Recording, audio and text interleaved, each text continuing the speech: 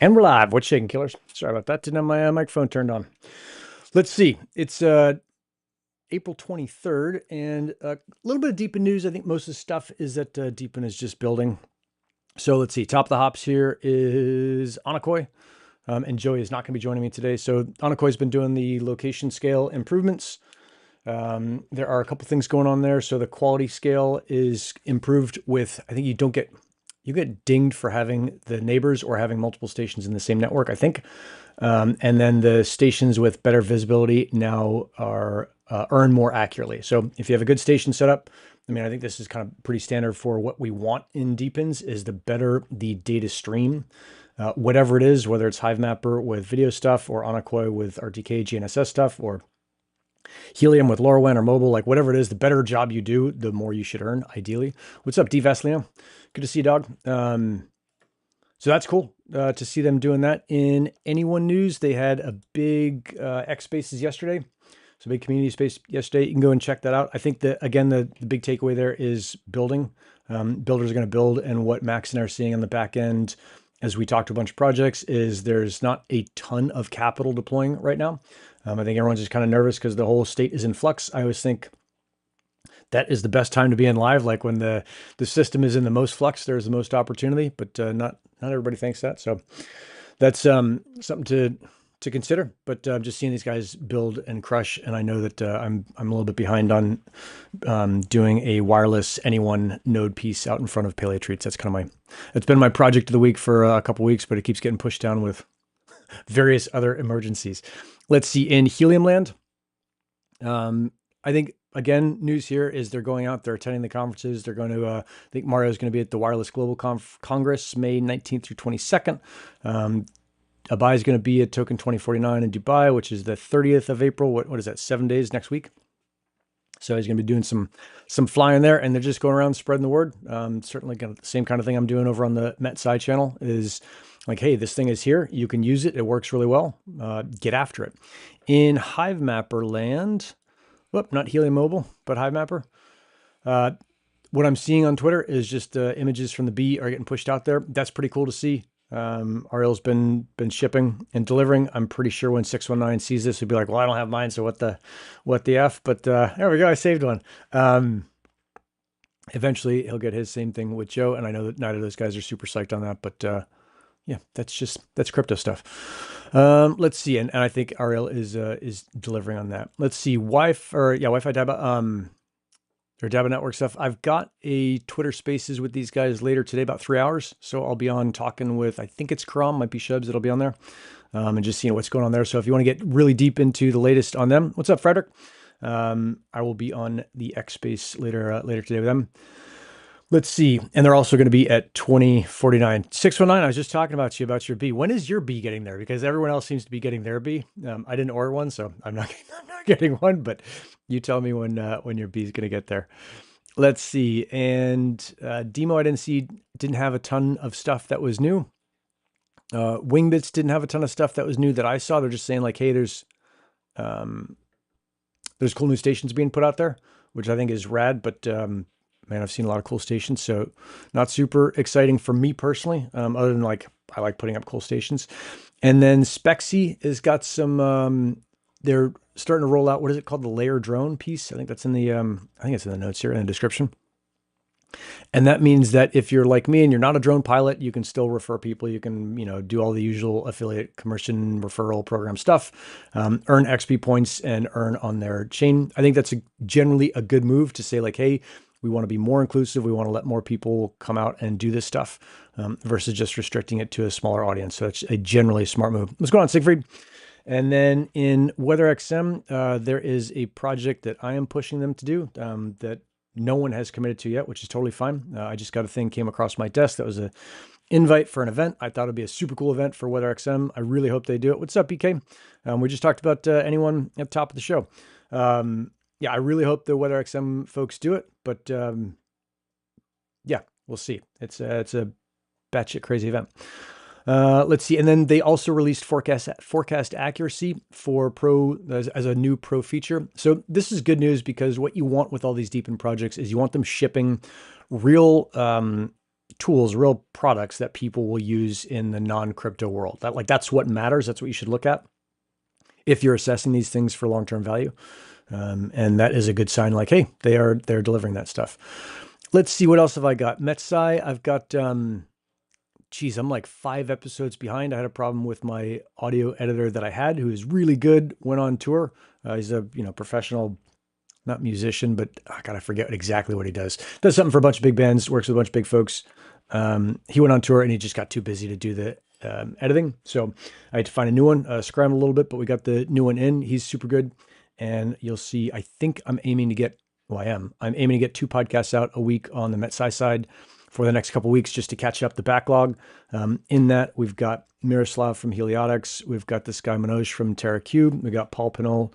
Disc 91 is coming out pretty soon. One of the guys from Nully Labs, which is a super cool offline GPS piece that uses LoRa and can use LoRaWAN. So there's a ton of those episodes in the pipe to come down.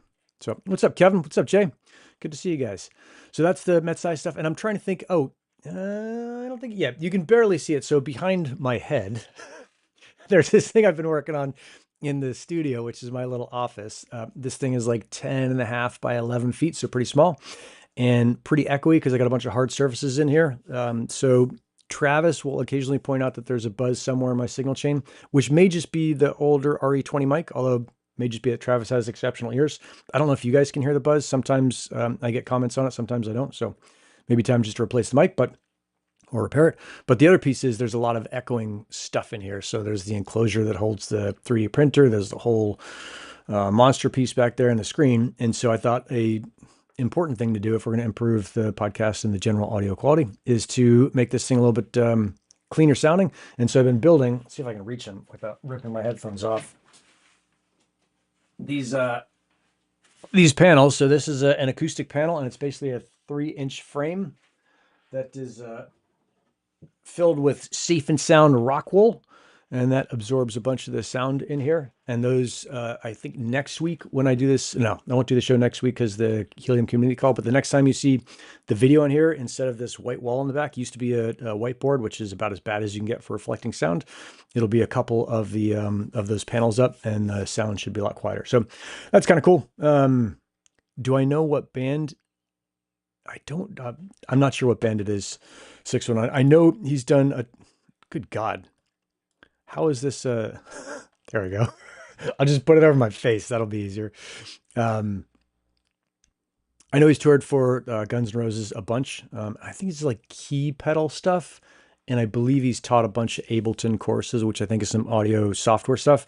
I will say that when I put out the request for a new audio editor, I got a bunch of submissions, and with one exception, none of them were as good as what he does. So be interesting to hear if you hear the new sound. There's 2 shows that I totally screwed up the mic, and I don't know how I did this, but I managed to select my computer mic instead of the RE20 when I was recording the show. So the sound is super echoey and shitty. So the next 2 shows, and that was on Paul Pinol's and Carl Rowan. You'll hear that the sound is markedly worse on those. Not much I can do about that other than making a mistake and saying, fuck, I made a mistake. But after that, should be pretty good. And then going forward, I think the next show, I got 2 more shows in the hopper. And I've learned to not talk about stuff too early because it doesn't always work out. But I've got one great guest. Well, I've got 2 great guests, but one guest that everyone in LoRaWAN will know. And so that sound should be pretty good. So that's the haps. That's what's going on this week. I know Joey is not coming on today, so we'll keep it pretty short. Let's see, if you're watching this and you dig it, make sure you check out Flywheel Systems. I think Kevin said don't shout them out last time. I forget why we weren't doing the t-shirt thing, but there is some t-shirt stuff to do. I'll have to go dig up my Make Something Everyday shirt and start wearing it for these things. I've got my my San Diego Skimo shirt on today, which is the funny thing that I did a long time ago. So you can see when I'm training Skimo, which now hasn't been for like 2 weeks, maybe 3, on san diego skimo.com. It was like a fun little website I built. And I think that's the news. I'm trying to think of what else is going on. Let me see if I can pull Metsai off. Pick up the foam squares, or put up the foam squares. Oh, you've never heard the buzz. Okay. Yeah, I looked at the foam squares out there. I've been doing, and I've got this, what I think is a really cool idea, but I looked at like a bunch of different acoustic treatment stuff, and there's a company called GIK, funnily enough, close to GK, but GIK acoustic panels, and they sell these things for a couple $100. And then if you look around on YouTube, you'll see there's actually, I don't know if there's thousands, but there's a shitload of videos on acoustic treatment. So pretty clearly it's a big niche market, and I've got a plan for something for that. But there's a bunch of people who are super generous, just sharing their knowledge and wisdom. And basically they're like, hey, you can build these things yourself. The only difference will be in the frame that you use. You can use a thinner frame or a thicker frame. It doesn't make a huge bit of difference, but that, the acoustic panel that I showed you, I think it's 16 inches wide. So or 16 quarters, something like that. That's the width that the Rockwell comes in, and 3 inches thick. That's as good as anything that the pros make. I think the pros, maybe someone will be like, no, that's bullshit, because they want to sell stuff, which I think is cool. And I'm sure they do a cleaner job than I did, although that thing is pretty darn clean. But 3 inches of safe and sound Rockwell is totally fine. There's plenty of folks on YouTube that are like, no, if it's not sheep's wool, if it's not, shredded down, and if it's not, it's going to kill you. I'll bet you anything I stay alive for a long time with a ton of these fucking things up. So I think we're going to be okay there. What else is going on that you guys want to hit that we can talk about? If anything, otherwise I'll get back to going and building those panels. I got 8 or 9 of them to build. The other thing I did was, I wonder if I can bring it over and show it to you. It's going to be a stretch. And you guys have seen, oh, fuck. I've seen something like this before. Motherfucker, it's not going to work. Is I set it up so that what I was finding, and this is just like a niche little thing for YouTuber crap, is I turn the camera on with the Stream Deck button. So I push the Stream Deck button, the camera comes on, but there's no indicator light on the camera that the camera's on. So not a lot of times, every so often I would forget to turn the camera off at the end of whatever, some video presentation or call or whatever, and it would be on all day. It's a Fuji XS10. It's hooked into mains power, and they don't like being on all day. They just get super warm. And normally I have a fan running on it to keep it cool while I'm doing the video stuff. I learned that lesson when I was doing all the Helium consulting in 2021. And I was like, fuck, I would like some kind of visual indicator. And I'm now a burgeoning nerd. And so it would be pretty cool if I could figure out how to use LoRa to do this. And I've got these Quando busy lights. And you can see the busy light should turn on right there. Yep, just did. But what I wanted to do was connect the busy light to the camera. So when the camera's on, the busy light's on. And that's what I did. So not that busy light, because I've got 2 of them, but another busy light flashes red as long as the camera power is on. And I did that with Keyboard Maestro and Stream Deck. And it was just like this. I think one of the things I'm seeing on the Business of LoRaWAN podcast is you have to find a problem to solve. Like, that's what matters in business. And that's fairly obviously true. And if you don't have a problem to solve, like, it's not, I don't know, IoT is kind of complex enough that it's a pain in the ass to do well. And you don't have enough motivation to finish off the problem if it's not like an actual problem to solve. But if there's a problem to solve, there's some really cool stuff that you can do. And that was kind of fun to say, like, okay, let me take the LoRaWAN stuff I've had, because the Quando Busy Light is a Class C, and make it so that it blinks when my camera is on, so that I can see it out of my peripheral vision right now off to my left. Is that it's blinking red. And that means when I get up from this thing, if I forget to turn the camera off, I'll be reminded to turn it back on. So that's kind of cool. Let's see what else I saw last night. I was up late listening to some acoustic room treatment stuff. This is like certainly more nerd stuff and less deep in stuff. If you guys want to talk deep, and put it in the comments. I'm actually curious as to what you guys are paying attention to right now. What Max and I are seeing is, we've talked to a couple folks in the past few weeks who are trying to raise, pretty difficult raise environment. And then the investors that we're talking to are saying they are just focusing all of their efforts on a few things that they think are going to do really well. So just interesting to see how that whole thing shakes out. I think the other piece here, if we're going to talk deep in and crypto in general, is to kind of keep in mind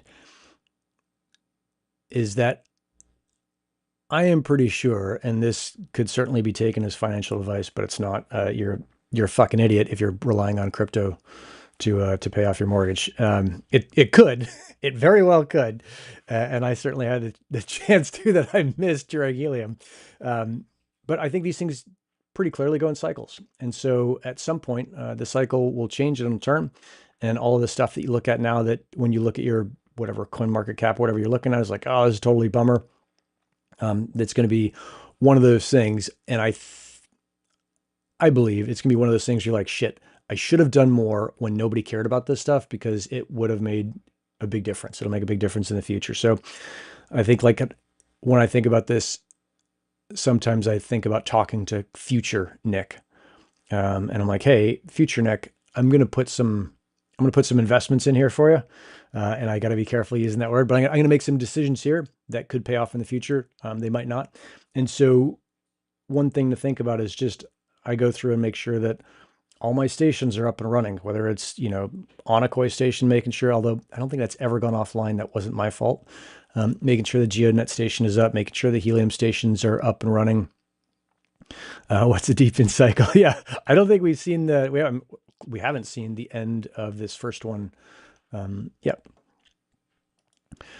And I think 619 has been good about saying, like, hey, your station on the mountain is down. I was talking with Germ about this the other day, that basically, if you were here, in the early days with Helium, and you knew that putting stations on mountains was the best thing, that's no longer the best thing. It'll probably never be the best thing again.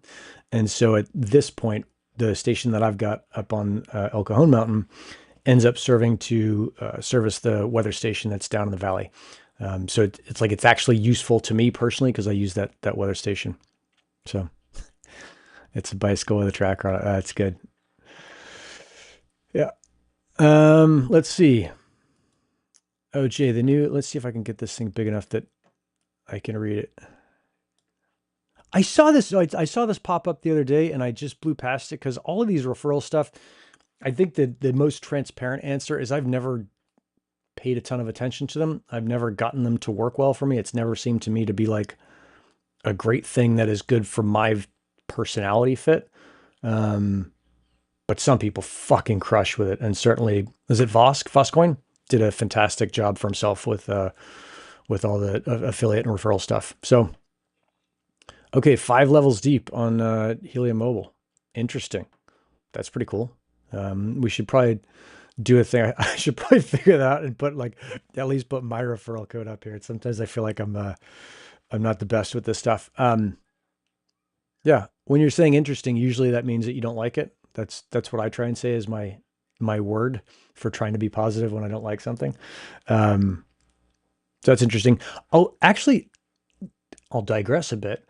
Is yesterday, my dad's in town. Dad lives up in the Seattle-Tacoma area, comes down here once or twice a year. We get to hang out. He's getting older. He's in his early 80s now. And so unknown how much time I've got left with him, probably a decent amount, but it's not like I got 40 years left with him, or unlikely. And so I always try and make something special to do when he comes down here. And what's up, Derek? He's a super curious dude. He's still reading tons of science papers. He was a dentist for years. He taught anatomy for years. Most focused on medical stuff in general, kind of biosciences in general, but super curious about anything. And he's been talking my ear off for the past couple of years about gut health. So what is the internal biome of your gut, your microbiome look like? And it turns out that one of the world-class researchers is here in San Diego. So this time when Dad came down, I reached out to that guy, and I was like, hey, do you mind? My dad's a microbiome nerd. This isn't like a business thing or anything. I would just like my dad to be able to meet you. He's always talking about you. And so we went and met this guy. The guy was super gracious and said, yeah, sure. Love to have you come in. We went in yesterday to his office in UCSD, and my dad got to talk with him about gut health for a while. And it was just, it was like a cool thing to do. And a reminder to you that there's probably, if you live in any kind of city, there are multiple super special people in your town who are probably world-class at what they do. If you think about the number of cities and the number of people, the odds that someone in your city is world-class at something they do is pretty darn high. And so your job, if you're interested and curious about the world, is to go find those people. And I mean, not your job, but an opportunity is to go find those people, meet them, and talk to them. I used to live down the street, and this will sound funny, when I lived in Indianapolis as a kid. I went to high school there for a couple of years.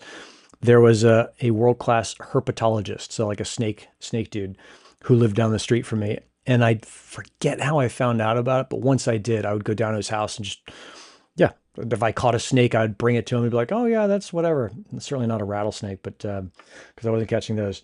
But I think it's one of those super cool things. And we got to talk to this guy for, I don't know, like hour and a half. And there's like, him and dad are batting back and forth all their sciencey words. So it's fun to kind of pay attention to that because I can usually keep up, but some of the stuff is just, I don't have the niche depth on that to totally understand it. But some of the cool takeaways for those of us watching who are the laymen and laywomen was there are 3 foods that have been shown to improve memory, and those are strawberries, fish, and mushrooms. And it's just like kind of cool, like little stuff. Now it's not, you don't go out and eat those and instantly cure Alzheimer's, but pretty cool to see that kind of stuff coming out of science. And there's some like batshit crazy science that he's doing where I think this is something I've learned from being, and now I'm kind of way off piece on the deep inside. Yeah, his name is Rob Knight, Robknight, Rob Knight. There's some super cool stuff they're doing where we tend to think in this day and age with AI and LLMs and all this,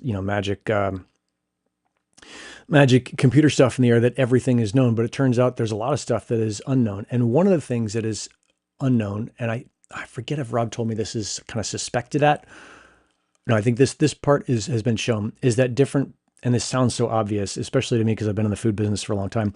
Different people react to different foods. So you might eat a banana, and I might eat a banana, and we'd have different reactions to it. And I think the study was something like they wanted to see if different breads, like white bread from the supermarket versus super fancy bread, made a difference. And so they went around and found a bunch of different breads. This was a study done in Israel. And so they said, hey, we've been making bread in Israel for 6,000 years.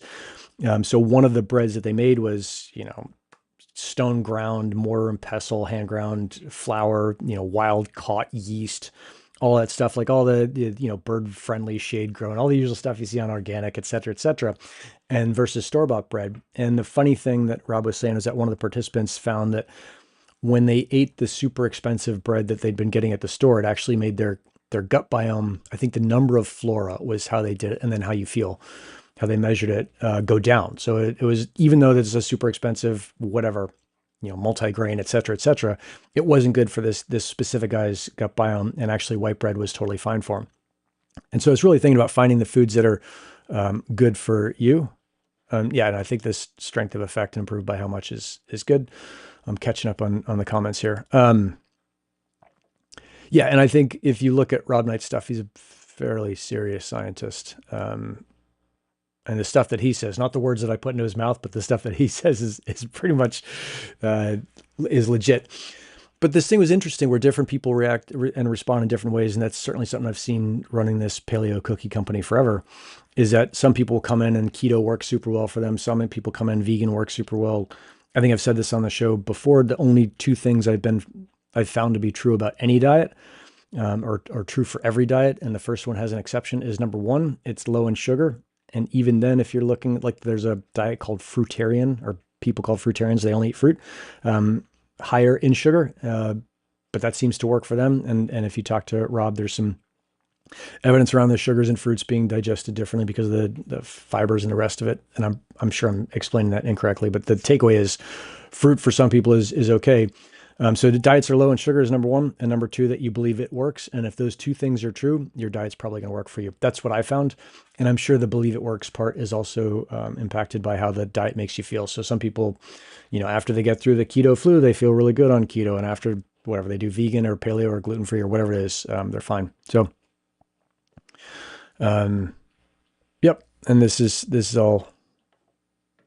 all true stuff. So, I mean, super interesting to sit down with, and it is super complicated. I think that there's parts of it that are complicated and there's parts of it that are not. And it's a lot like, if we circle it back around to the reason this show exists, which is deep in, is there's parts of, for example, helium that are super complicated, and you can get into whatever, uplinks and downlinks and chirp stack and the rest of it, and how this one thing works and spreading factors, et cetera.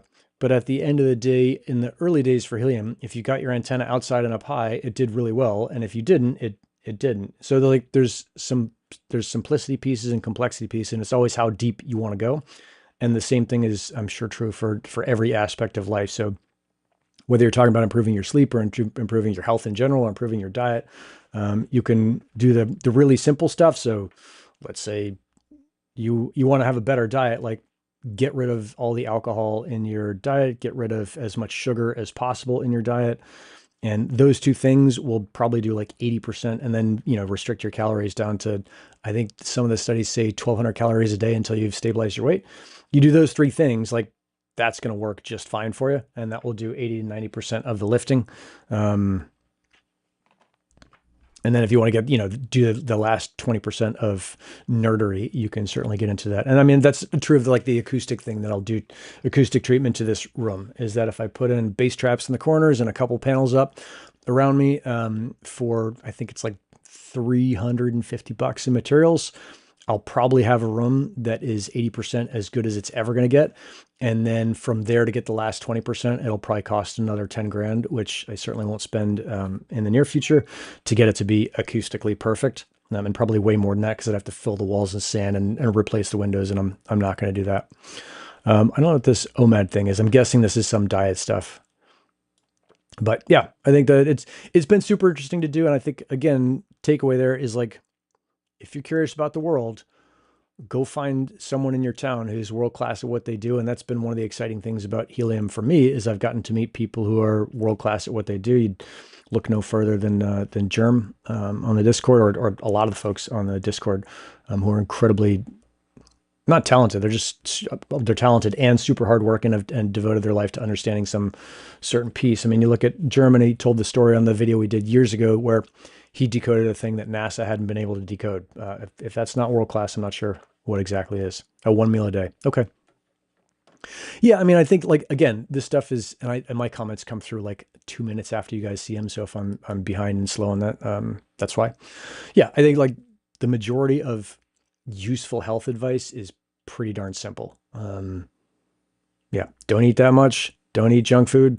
Don't drink a ton, don't drink any alcohol if you want to be reasonably healthy. Like one of the things I hear with folks who come into the shop and just in general diet is like, oh yeah, I cut my beers down from 3 a day to 1 a day and I feel better. It's like, yep. If you look at I forget the name of it. It's like the priority of oxidation. I think that's maybe the technical term, but there's a priority with which fuels get burned in your system when you put them in. And at the top of that priority list is alcohol. So if you drink a beer or tequila or wine or whatever it is, this is the simplified version. Your system basically has to burn off all of that alcohol before it burns off any of the other fats, carbs, et cetera, that you've got. So if you're drinking beers or whatever every day, you've got to burn all that off before you get to the rest of it. And that will make it so that you have to burn off a ton of stuff before you can burn off any of your fat. So yeah, try none a day. I mean, and I'm, so you guys are into this stuff. 1 meal a day. Same for 7 years now. Yeah, I certainly have a problem with alcohol. So I'd always make when people ask me why I don't drink, I tell them I'm allergic to alcohol. Every time I drink, I break out in handcuffs. It's been a super big problem for me. And so I just stopped doing it a long time ago. And I think maybe once a year, something special will happen. I've got a bottle of, I wouldn't say I'm an alcoholic because I don't have a huge problem with it. Going back to it, it's just, if I drink more than half a shot, it becomes a problem really fast. Yeah, once a day I'll go and have some. What's the super smoky peaty whiskey? I forget what it is. Lafroig, I think it is. Something super special will happen kind of once or twice a year. Usually I'll go drink maybe half a finger's worth of that and go up on the roof and just look at the stars and enjoy whatever it is, or manage the misery, whatever that is. And other than that, don't drink. Yeah, 7-day fast. I think Lee and I have done a 5-day water fast that we wrote about. That was super interesting. I mean, if we're getting into the food stuff, yeah, you guys clearly know all of these drinks better than I do.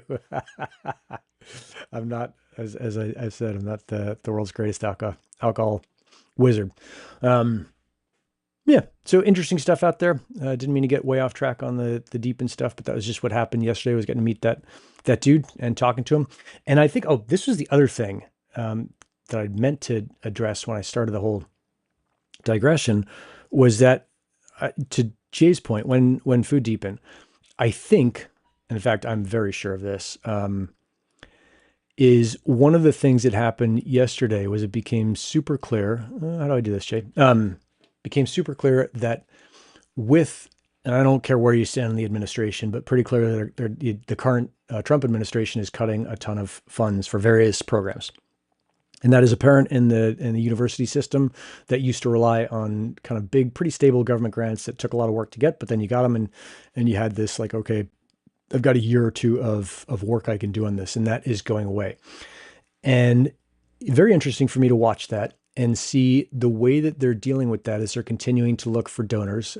They mentioned one donor that, and I'm pretty sure that I shouldn't talk about the name, but I'll give you this piece is that the name that they gave is every single person watching this podcast ever who's interested in crypto instantly recognize that name.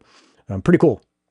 They're doing that, but they're still kind of going after big money people. And I think, actually, I'm very sure of this. I am sure that there is a position if you wanted to build a job for yourself where you said, hey, I'm going to help universities raise funding for really cool research. And I'm going to do it by using modern methods, kind of social media stuff, not kind of, but social media methods. So you look at some of the scientists on Instagram, and if you Google scientists of Instagram, you'll find a bunch of pages on how people are doing it. But I think that's what we're going to see in the most nimble universities is they'll say, okay, government grants have dried up. How are we going to attack this and make sure that we're funding the research that, America needs to stay at the front of this stuff? And I think that's a little bit of fear mongering stuff, but it's probably also true. And I believe that part of that will be that a lot of these labs will have to figure out how they're going to do social media and how they're going to fundraise on social media. And so if you wanted to make a shitload of money, something like this idea, Kevin's like Research Coin. I'm absolutely sure if you can effectively deploy that solution, if you can walk up to a university lab and say, look, let me handle your social media stuff. Here's my framework. Here's what we're going to do. Here's how we're going to do it. Here's what I need from you. Here's what you're going to get from me. And this is like, let me know what you need to raise for funds. And this is how we're going to do it. I believe that I'm sure that could be a super successful business. So you would have to obviously execute on it and make it work. But the way that I see the world going, and certainly the way that my eyes have been opened on the crypto side, especially with a deepen piece where all these strangers working together have been able to achieve something that is still pretty, not mind-boggling because I've got my head fully wrapped around it. But when I was talking to the second largest, I believe the second largest LoRaWAN network in the world right now. I was talking to the guy and they're super established. They've been doing it for forever. He's like, oh yeah, we got the biggest LoRaWAN in the world. It's like, no, you don't. Helium's the biggest. Like Helium's got other issues that may be a reason for you not to use it, but there is no bigger LoRaWAN network in the world by gateways.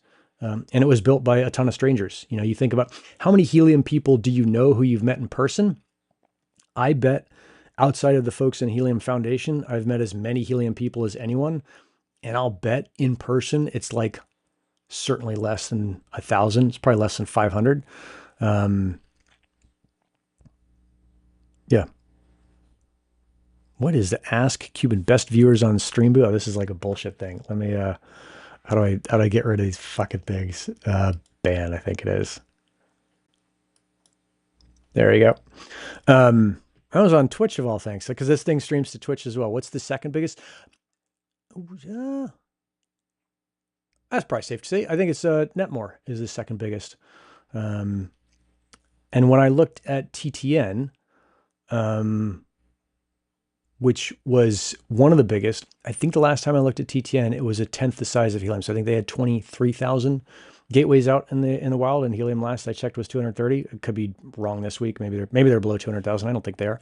But you just look at the number of gateways out there, and yeah, Netmore bought so many companies. I mean, Netmore bought Senate, so they ended up with as big I think they ended up with as big a LoRaWAN network as you're ever going to find on the private side where you have to buy it. I'm trying to get those guys to come on. I think they're just like, what is this podcast thing? But they're also super open to it. The guy's super friendly, super nice. So I think it's an interesting piece. But if we circle back to this piece and the private funding side, instead of gov funding, is I think there is this business there, and I don't think I'm going to take a run at it just because I've got so many other things to do. I'm sure I could be pretty good at it, but I also think some other people could be better.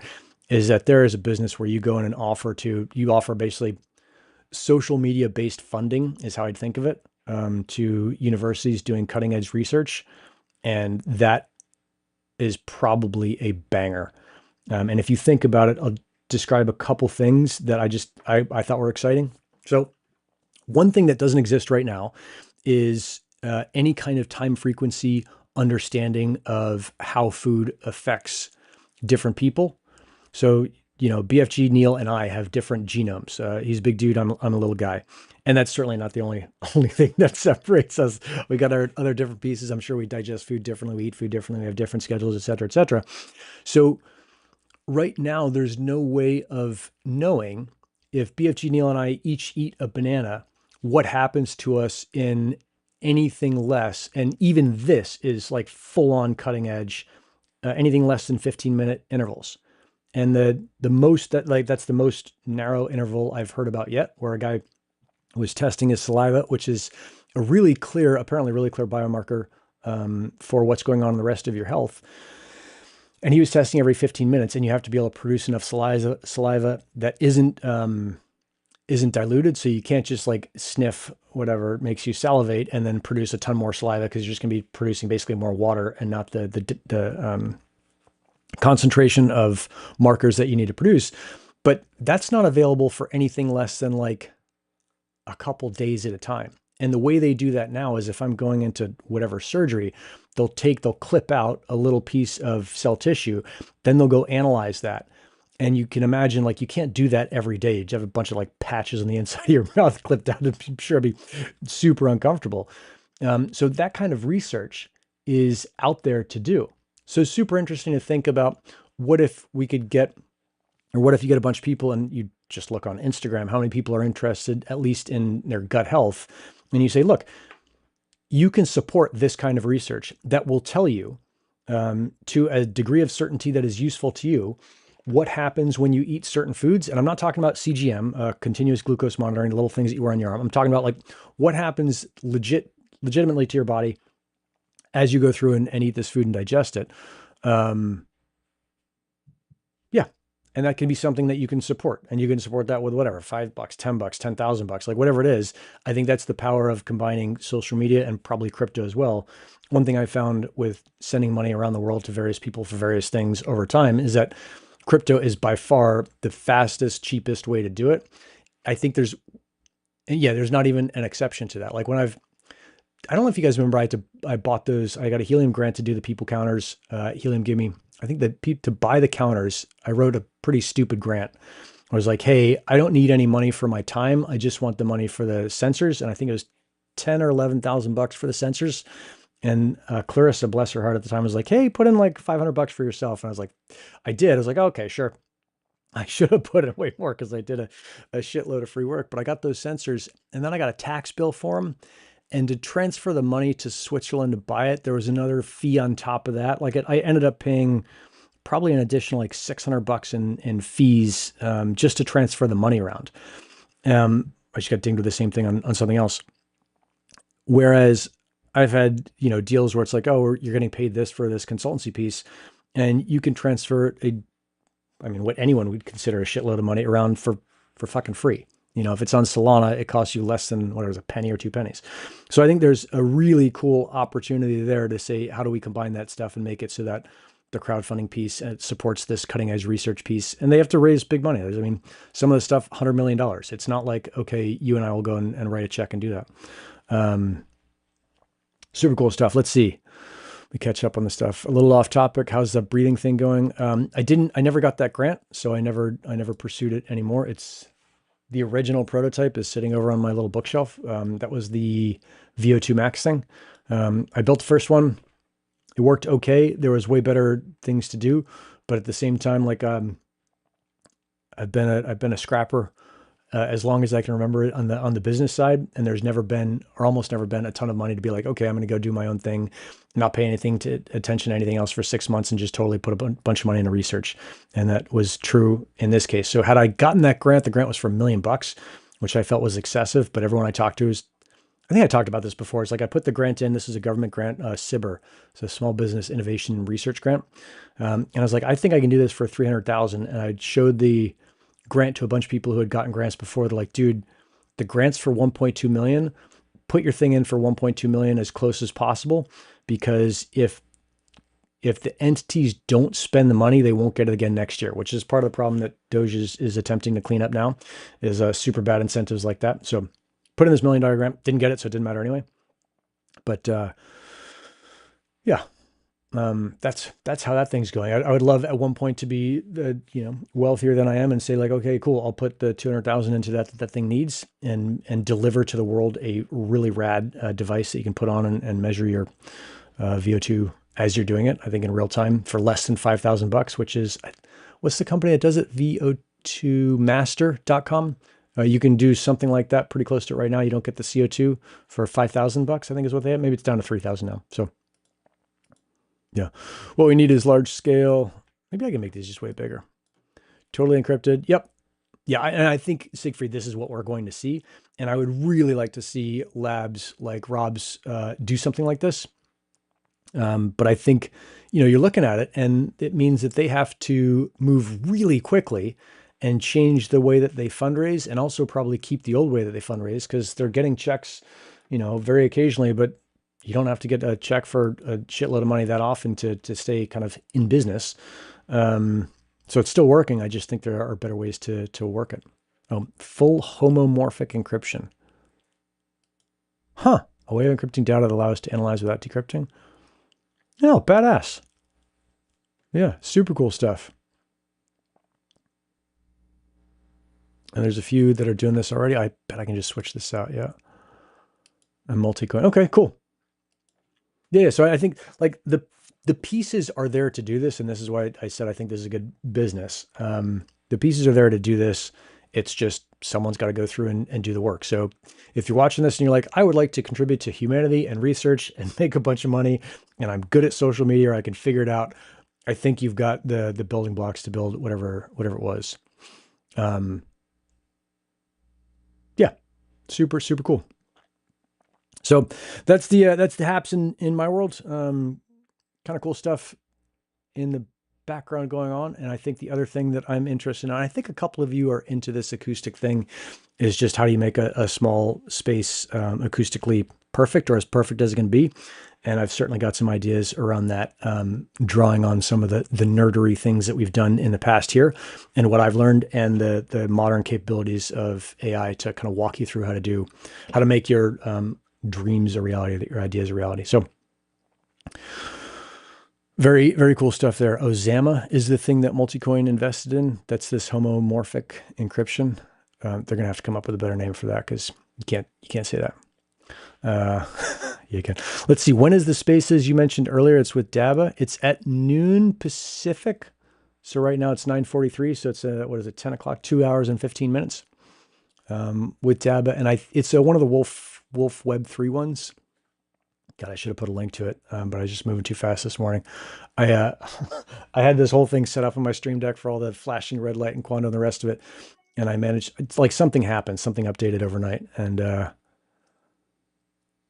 yeah, it broke. So instead of spending the kind of 15 minutes before deepen, or the state of the networks that I usually do, I spent like 3 minutes rushing through everything and getting it ready in time. So homomorphin time, yeah. Yeah.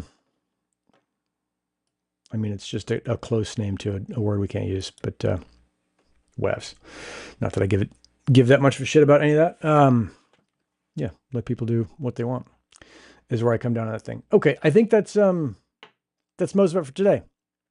Managed to get way off track there. I should see, Kevin, we should do a thing that's just like for this image.